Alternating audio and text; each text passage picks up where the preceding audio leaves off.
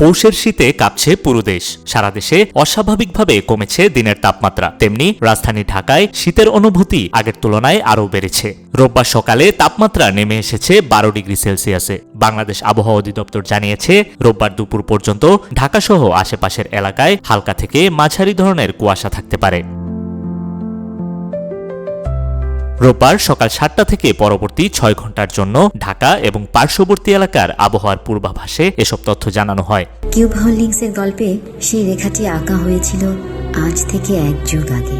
নকশাই আমাদের ভাষা। Cube holdings limited.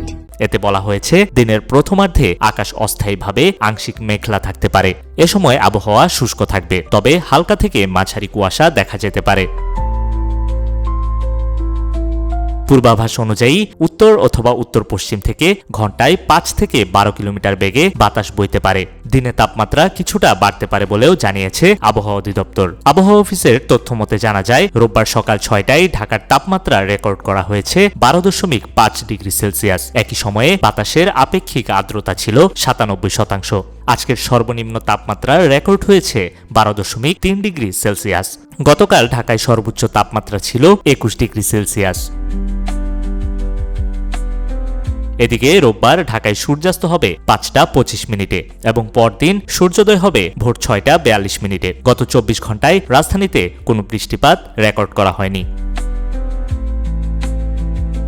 অন্যদিকে আবহাওয়া অধিদপ্তরের সম্ভাব্য পূর্বাভাসে বলা হয়েছে, রোববার সন্ধ্যা 6টা পর্যন্ত সারা দেশের আবহাওয়া শুষ্ক থাকতে পারে। মধ্যরাত থেকে সকাল পর্যন্ত বিভিন্ন এলাকায় মাঝারি থেকে ঘন কুয়াশা পড়তে পারে, যা কোথাও কোথাও দুপুর পর্যন্ত স্থায়ী হতে পারে। ঘন কুয়াশার কারণে বিমান চলাচল, অভ্যন্তরীণ নৌ পরিবহন এবং সড়ক যোগাযোগ সাময়িকভাবে ব্যাহত হওয়ার আশঙ্কা রয়েছে বলে জানিয়েছে আবহাওয়া অধিদপ্তর। নিউজ ডেস্ক, রূপালী বাংলাদেশ।